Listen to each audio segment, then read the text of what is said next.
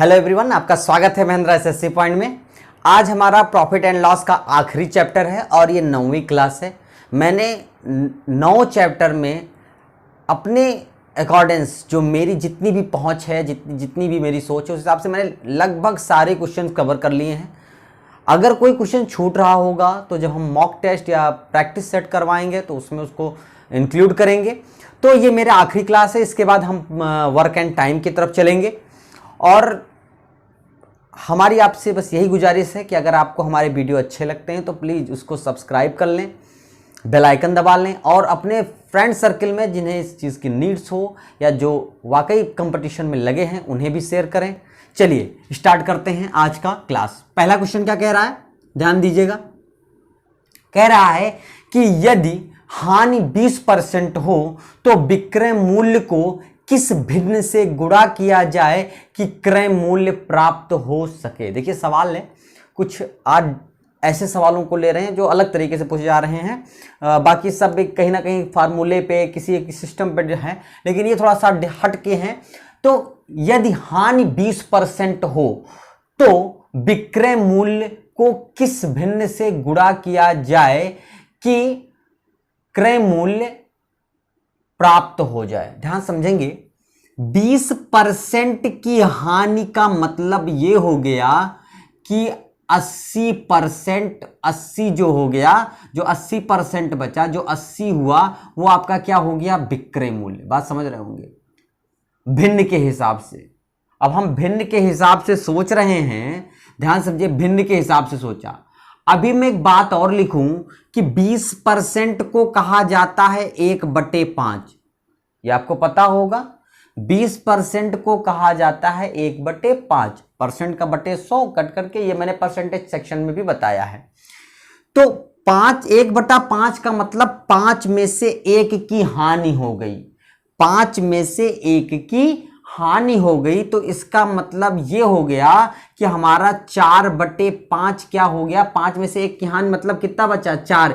ये हमारा क्या हो गया, विक्रय मूल्य। आपको समझ में आ गया होगा, विक्रय मूल्य। अच्छा एक बात बताइए कि जब हम फ्रैक्शन में रहते हैं, फ्रैक्शन, अगर हमारा क्रय मूल्य प्रतिशत में 100 होता है तो फ्रैक्शन में क्या होना चाहिए, 1 होना चाहिए। फ्रैक्शन में क्या होना चाहिए, 1। अच्छा हमारा विक्रय मूल्य कितना है, 4/5। तो 4/5 को हम किससे गुणा कर दें कि क्रय मूल्य मतलब 1 मिल जाए। मैंने आपको क्लियर किया ना कि क्रय मूल्य परसेंटेज में 100 मानते हैं। जब फ्रैक्शन के हिसाब से चल रहे थे, बटे के हिसाब से, तो एक क्रय मूल्य के हिसाब से हर चीज सोच रहे हैं। 1 था तो 1 पे 20% का मतलब 1/5 है ना, उस हिसाब से सोच रहे हैं। तो इसका मतलब ये हो गया कि 4/5 अगर आपका विक्रय मूल्य है तो क्रय मूल्य कितना होना चाहिए, 1 होना चाहिए, भिन्न के हिसाब से। तो जब विक्रय मूल्य 4/5 है तो इसको किस गिनती से गुणा कर दें कि 1 आ जाए। भाई इसको उलट के 4/5/4 से गुणा कर देंगे तो देखिए ये कैंसिल आउट हो जाएगा और क्या बच जाएगा, 1। इसका मतलब यहां से कंफर्म हो गया कि विक्रय मूल्य में किससे गुणा करना है, 5/4 से गुणा कर देंगे तो हमारा क्या प्राप्त हो जाएगा, क्रय मूल्य प्राप्त हो जाएगा। सवाल आपको समझ में आ गया होगा, ठीक है। तो इसे भी नोट कर लीजिए। नेक्स्ट क्वेश्चन की तरफ चलते हैं। चलिए सेकंड क्वेश्चन पे चलते हैं। सेकंड क्वेश्चन क्या कह रहा है कि कोई वस्तु 25% के लाभ पर बेचा जाता है, यदि बिक्री 2 गुना कर दिया जाए तो लाभ प्रतिशत होगा। देखिए हम कभी कभी, हमें कई तरह के सवालों के कई तरीके से पते होते हैं, बट हम ये इस समय कोशिश कर रहे हैं कि आपको एक आसान सा मेथड पता हो जिससे लगभग सारे क्लास लग जाए। अगर कभी ऐसे सवाल और आते हैं और आगे हम जब मॉक टेस्ट करवाएंगे या प्रैक्टिस सेट कराएंगे या कोई पेपर सॉल्व करेंगे तो मैं आपको और भी तरीके बताऊंगा, आसान से आसान और हर तरह के तरीके बताऊंगा। फिर भी हम यहां पे अभी ये कोशिश कर रहे हैं कि आपका सवाल कितने कम समय में कितनी जल्दी लग जाए, ठीक है। चलिए तो सेकंड क्वेश्चन क्या कह रहा है कि कोई वस्तु 25% लाभ पर बेचा जाता है, यदि बिक्री मतलब वही विक्रय को 2 गुना कर दिया जाए तो लाभ प्रतिशत होगा। अच्छा आपको याद होगा, मैंने सेकंड या थर्ड क्लास में पढ़ाया होगा, अगर आप लोग लगातार हमसे जुड़े होंगे तो मैंने एक फार्मूला लिखा था कि selling price upon profit 100 plus minus, देखिए प्रॉफिट और लॉस बराबर सेलिंग प्राइस अपॉन प्रॉफिट और लॉस। ध्यान दीजिए, हमने आपसे बताया था कि प्रॉफिट और लॉस हमेशा किस में होता है, 100 प्लस में होता है। ध्यान दीजिएगा, सवाल में कहा गया कि कोई वस्तु को 20% के लाभ पर बेचा जाता है। तो एक बात समझिए, किस पूरे सवाल को अगर आप ध्यान से पढ़ रहे होंगे तो कहीं पर भी विक्रय मूल्य नहीं दिया है, लेकिन एक कंडीशन ऐसी दी है कि विक्रय मूल्य पर बेचा गया तो 25% का लाभ हुआ। अब विक्रय मूल्य को 2 गुना कर देंगे तो लाभ क्या होगा, ध्यान देंगे। अगर सोच के देखिए, ऐसे मैं लिख रहा हूं, कोई आप ABCD कुछ भी लिख लीजिए, यही लिखा रहने देंगे तो कोई दिक्कत नहीं है। अगर हम x रुपए पे बेचते हैं तो उसे 25% का लाभ होता है, तो इसका मतलब कितना हो जाएगा, 125। मैंने बताया प्रॉफिट को 100 प्लस में और लॉस को 100 माइनस में। अब कह रहा है विक्रय मूल्य को दूना कर दिया गया। देखिए विक्रय मूल्य को मैंने दूना कर दिया तो प्रॉफिट या लॉस क्या होगा, सॉरी इसको हम लिख लेते हैं A से। अब देखिए यहाँ x और x कट गया दोनों साइड में, इक्वल में ऊपर एक साइड में ऊपर कट जाता है, इक्वल दोनों साइड में मल्टीप्लाई में x कट गया। अब यहां से क्या बचा, देखिए a, ध्यान देंगे a जो है हमने ऐसे मान लिया है प्रॉफिट या लॉस, तो प्रॉफिट होने वाला है, तो प्रॉफिट किस में आएगा, 100 प्लस में। तो a देखिए यहां पे 1 बचा है, 1 मल्टीप्लाई, तो a 1 जा a, और 25 को देखिए यहां इनटू में होगा, 2 एक कम 2 होगा, तो 25 दूना कितना हो जाएगा, 250। तो a बराबर कितना आ गया मित्र, 250। तो जहां पर ये 125 था, मतलब 25% की प्रॉफिट पे 125 था, वहीं पे प्रॉफिट देखिए क्या दिखा रहा है, 250। तो प्रॉफिट हमेशा प्लस में है, तो 100 से ज्यादा है, तो 100 से कितना ज्यादा है, 150, मतलब 150 ज्यादा है।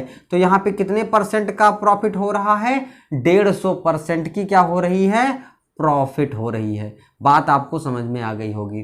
अगर इस फार्मूले में अभी कुछ प्रॉब्लम्स है या डाउट्स आपको महसूस हो रहे हैं, अगर आप फर्स्ट टाइम कर रहे हैं तो आप सेकंड या थर्ड क्लास में जाएंगे हमारे, तो आपको इसको मैंने अच्छे से समझाया, वहां पे सवाल भी लगाए हैं, ठीक है, तो आपको वहां से और अच्छे समझ में आ जाएगा। बाकी मैंने कोशिश की है कि आपको समझ में आ जाए। तो चलिए नोट कर लीजिए, नेक्स्ट क्वेश्चन पे चलते हैं।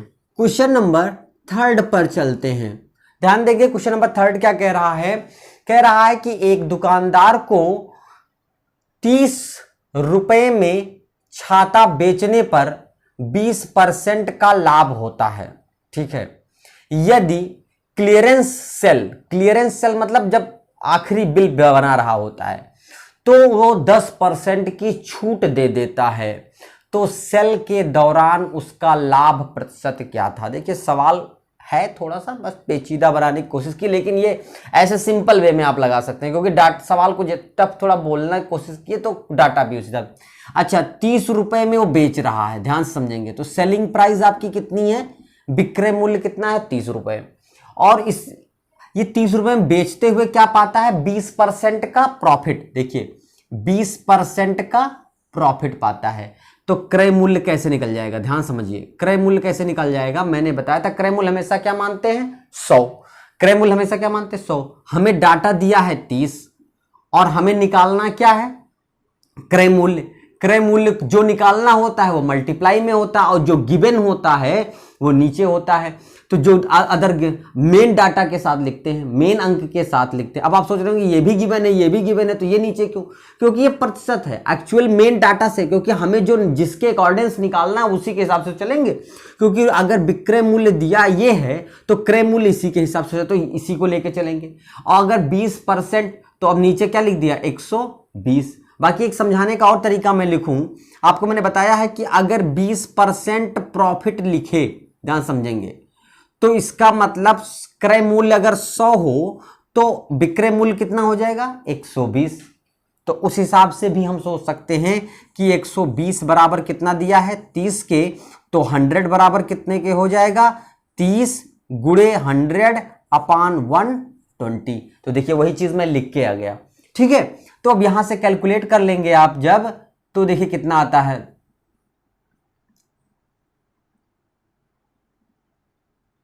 आप कैलकुलेट करिए, सिंपल है, मैंने कट कर दिया 25 से, ठीक है, सिंपल तरीके से तो कितना आ गया 25। तो क्रय मूल्य कितना है मित्र उसका, आप 25 क्लियर हो गया।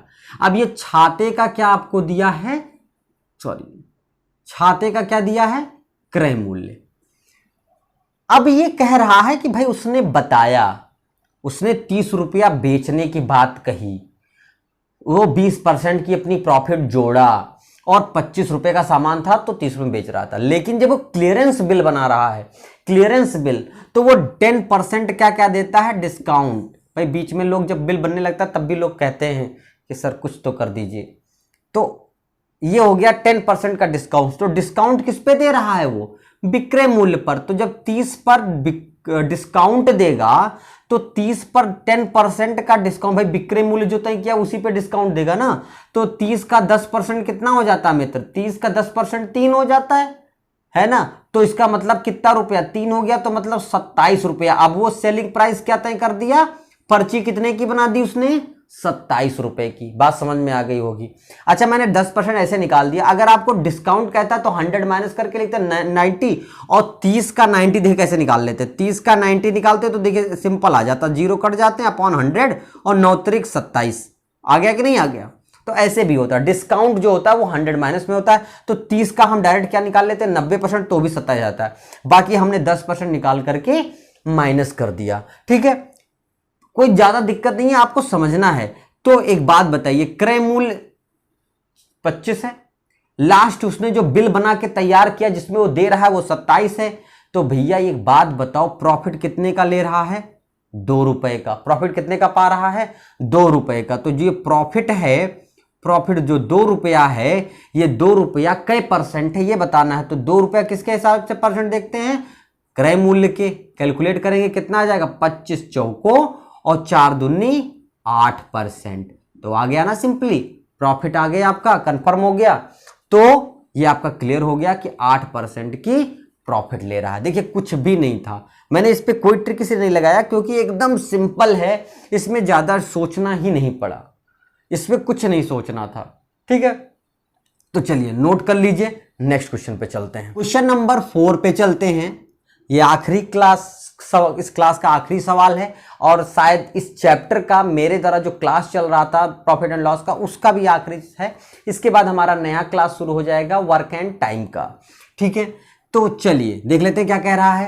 कह रहा है एक फल विक्रेता ने यक्स अमरूद Y रुपए में खरीद कर Y अमरूद X रुपए में बेच दिए। तो कह रहा है तो उस बंदे को क्या हुआ है, जबकि इस सवाल में क्लियर कर दिया है कि x is greater than y।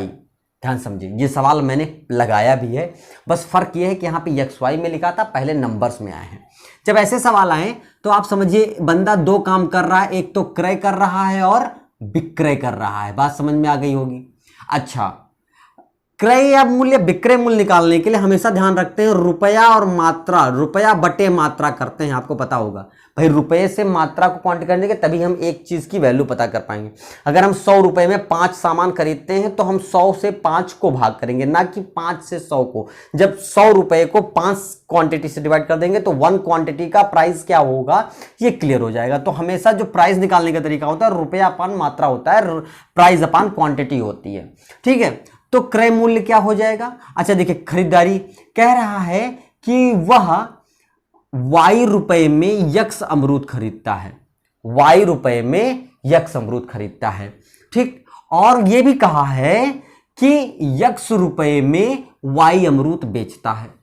पर देखिए क्रय वाले तरफ चल रहे हैं। X अमरूद उसने खरीदा है, क्वांटिटी X अमरूद खरीदा है Y रुपए में और Y अमरूद बेच रहा है X रुपए में। अब हम इसको बस क्रॉस मल्टीप्लाई कर लेते हैं। ध्यान से, ये सवाल याद होगा, आप लोगों को बताया। तो y का क्रॉस मल्टीप्लाई होगा तो यहाँ पे क्या हो जाएगा, y स्क्वायर, और यहाँ पे मल्टीप्लाई हो जाएगा तो क्या हो जाएगा, x स्क्वायर।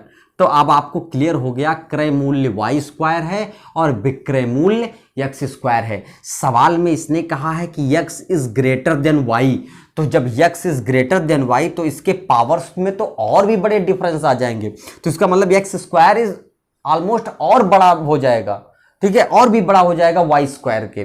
तो इसका मतलब जो विक्रय मूल्य है वो क्रय मूल्य से बढ़ा है। तो इसका मतलब हमको क्या हो रहा है, प्रॉफिट हो रहा है, मतलब लाभ हो रहा है। अब हमें लाभ को इसको सेट करना है कि लाभ प्रतिशत क्या होगा। तो पहले लाभ कैसे निकालेंगे, विक्रय में से क्रय को माइनस कर देते हैं, मतलब एक्स स्क्वायर में से वाई स्क्वायर को माइनस कर देंगे तो हमारा क्या निकल आएगा, लाभ। अब हमें क्या बताना है, लाभ प्रतिशत।